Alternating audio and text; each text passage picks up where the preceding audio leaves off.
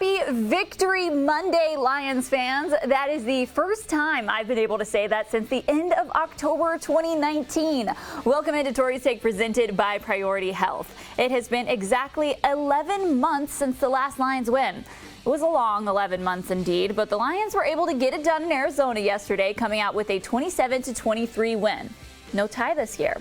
It was a welcome change of pace after the struggles we saw from Detroit in the first two games of the season. The number one reason why the Lions won is because they played 4 quarters of football. You may think I'm oversimplifying it, but it's the truth. Matt Patricia said it was the first time this season that he felt like his team hadn't ridden the wave of the game. They finally played through all 4 quarters, and that is why they won on Sunday. The second biggest reason why they won, well, it was the takeaways. This team has struggled to get turnovers, and they finally got their first one on Sunday. Actually, they had 3.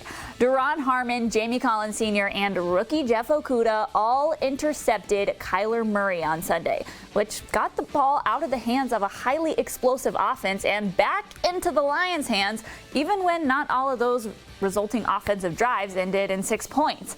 It's tough to win games when you don't win the turnover battle or even have any turnovers, and yesterday the Lions changed that. It's also worth noting that all 3 interceptions from the Lions defense on Sunday were from players they added this offseason. 2 players they added from the Patriots, and Harmon and Collins, and then of course number 3 draft pick Jeff Okudah. I said a couple of times last week that I felt like Okudah would have a better week this week in his second start, and sure enough, he did. Now, it wasn't perfect by any means, but he showed some promising stuff out there, not only with his interception, but also with a couple of nice tackles for loss. Patience is key with a rookie corner, and I was pleased with what we saw from him yesterday, and he will only continue to grow. And since I addressed it last week, it was great to see the team stop the Cardinals' rushing attack led by Kyler Murray, especially after the struggles in that area against Green Bay. The Lions kept the Cardinals from doing what they do best, which is relying on the mobility of their quarterback, and they forced Murray to throw. Sure, DeAndre Hopkins got his yards. He's one of the best in the league, so of course he's going to get some. But the Lions kept most of it in front of them, and they got Murray to throw 3 picks. That is a successful execution of the defensive game plan. Also, fun fact, Matt Patricia is undefeated in Week 3 games in his tenure as Lions head coach. First the Patriots, then the Eagles, and now the Cardinals. All right, I've talked a lot of defense, but we will touch on offense with your Lions questions.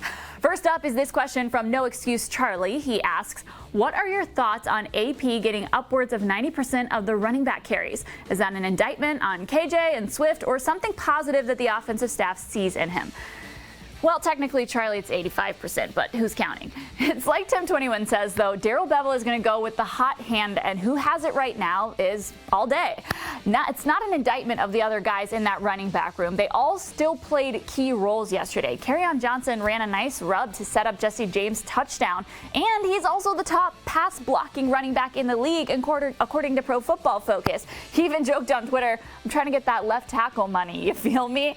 Swift had a 19-yard catch to help set up a touchdown himself, and they're kind of using him as more of a pass catcher out of the backfield right now. Look, AD had 75 yards yesterday. My philosophy is, if it ain't broke, don't fix it. If it's working with Peterson, keep handing the ball off to him. They are using their other guys in ways that work as well. I'm sure we will see them all continue to be an integrative part of this offense going forward. Also, the Lions were playing a little keep away with Arizona's offense. They wanted to eat up clock and keep the ball out of Murray's hands, so that is why they ran the ball so many times and why Peterson had so many carries. All right, Kyle Cushway asks, can we say we have the best punter in the league after 3 weeks? Mr. Fox is killing it out there. Yep, the answer is yes. Jack Fox is first in the league in gross and net punting average this season. His impeccable fourth quarter punt that pinned the Cardinals at the 2 was a key play in that game. And then you throw in Tony McRae crushing it in coverage, and Matt Prater with the walk-off field goal last night. And it's safe to say the Lions are killing it on special teams this year. That is some great work from first-year special teams coordinator Braden Combs. Credit where credit is due. All right, and finally, this one is from JMalone12 over on Instagram. He asks, what was your favorite play of the game? I like that question. I'll go with the play that I picked for the Lions play of the game on the post-game show. It's that touchdown from Kenny Golladay. Man, it is a beauty seeing 9 and 19 work together again. Matthew Stafford puts this ball right where only Kenny can get it. It was just so good to see Kenny getting action out there on the field again. There was a moment in the game where they showed Kenny in uniform on the sidelines, and I just thought to myself, you know what? That just looks right. It's good to see Kenny Golladay back with this team again, and hopefully he continues to do big things as the season moves forward. Okay, guys, we will finish things off with our extra point where we take you around the league for a little bit of fun. Okay, this isn't around the league, but it still makes me laugh, so I'm going to show it to you guys. Yesterday, when I was heading out for work, I was greeted by this scene on my car.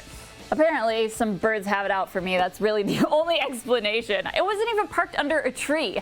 I tweeted, birds are not on my nice list today. Here's hoping the Lions fare better this afternoon versus the bird gang than my car did this morning.